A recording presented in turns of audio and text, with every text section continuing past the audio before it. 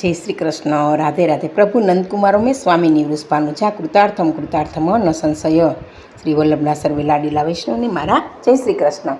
હવે વાલા વૈષ્ણવ, આજે આપણે શ્રી મહાપ્રભુજી શ્રી વલ્લભ સ્મરણ કરીશું, એટલે કે એ વિશે થોડો પુષ્ટિ પ્રસંગ આપણે જોઈશું કે આપણા તન, મન અને ધનની જેમ આપણું હૃદય, નયન, વાણી, ચિત્ત, આત્મા સે જે કંઈ આપણું છે ને તે તેરા એટલે કે શ્રી વલ્લભનું જ આપેલું છે વાલા વૈષ્ણવો.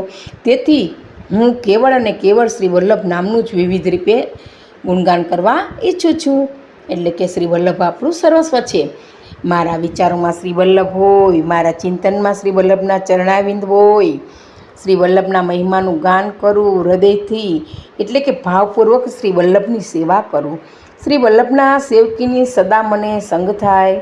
શ્રી વલ્લભના ભગવતીય સાથે રહી સતત તેમનું સ્મરણ કરું, શ્રી વલ્લભમાં સદાય રહું. પ્રિય સખી, શ્રી વલ્લભ સિવાય સંસારનું એવું કોઈ પણ પિયુષ નથી જે આપણા હૃદયની અંદર બિરાજી રહેલા શ્રી ઠાકોરજીને પ્રસન્ન કરી શકે છે. વાલા વૈષ્ણવો, કે જે જીવના મનમાં અને નયનોમાં શ્રી વલ્લભ નથી બિરાજતા ને, અને જે નયનો શ્રી વલ્લભરૂપી પોતાના શ્રી હરિની ઓળખતા નથી, તેવા જીવોના નયનોની નજરને તો વાલા વૈષ્ણવ શું કહેવું, અને તેવી નજરોને કરવું શું? કારણ કે આવા નયનો તો સમગ્ર સૃષ્ટિ જોવા છતાં તેઓ કશું જોઈ શકતા જ નથી. એટલે કે શ્રી વલ્લભ વિના બીજું નિરખે છે તે નયનોને તો નકામા જ ગણી શકાય. કહેવું અને કરવું આ બંને નજરની અંદર શ્રી વલ્લભ તો બિરાજેલ જ છે.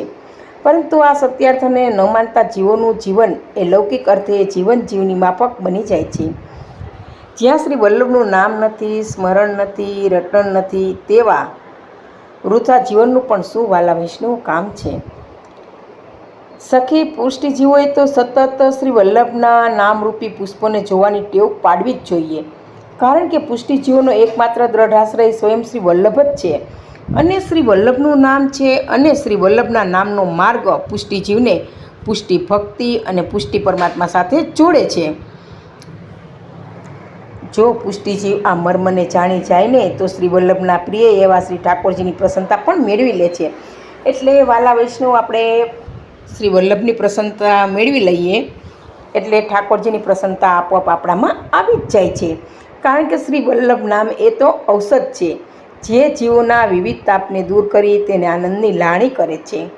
તો આવા શ્રી વલ્લભનું નામ સદાય રટવું જોઈએ, યાદ કરવું જોઈએ, અને સતત સ્મરણ, ચિંતન, ભક્તિ, પૂજન, અર્ચન બધું શ્રી વલ્લભના નામે કરવું જોઈએ. શ્રી વલ્લભ તો એ શ્રી સ્વામિનીજીનો પણ અવતાર છે, ઠાકોરજીનો પણ અવતાર છે. એટલે શ્રી વલ્લભનું નામ લઈએ તો બધું તેમાં આવી જાય છે. શ્રી વલ્લભ શરણમમાં આખો દિવસ કર્યા કરવું જોઈએ. અને શ્રી વલ્લભ કહેતા શ્રી વલ્લભ આપણા જે મનની અંદર ક્રોધાગ્નિ રૂપી જે દાવાગ્નિ છે એને બાળે છે અને મનને શાંત કરે છે. એટલે શ્રી વલ્લભનું નામ લઈને તું પ્રાણી રે, એ છે અધમ ઉદાહરણ જાણી રે, એવું શ્રી વલ્લભનું નામ છે. તો શ્રી વલ્લભ દેવકી જય શ્રી વલ્લભ સર્વે વૈષ્ણવને જય શ્રી કૃષ્ણ. તો આજનો આ પ્રસંગ હું શ્રી વલ્લભના અને શ્રી ઠાકોરજીના ચરણાવિંદમાં અર્પણ કરું છું. અને આ પુષ્ટિ પ્રસંગ કહેવામાં વાલા વૈષ્ણવ મારી ક્યાંય ભૂલ રહી ગઈ હોય તો પુષ્ટિ રશ્મિ દાસીને ક્ષમા કરશો જી. સર્વે વાલા વૈષ્ણવને મારા જય શ્રી કૃષ્ણ, જય શ્રી કૃષ્ણ.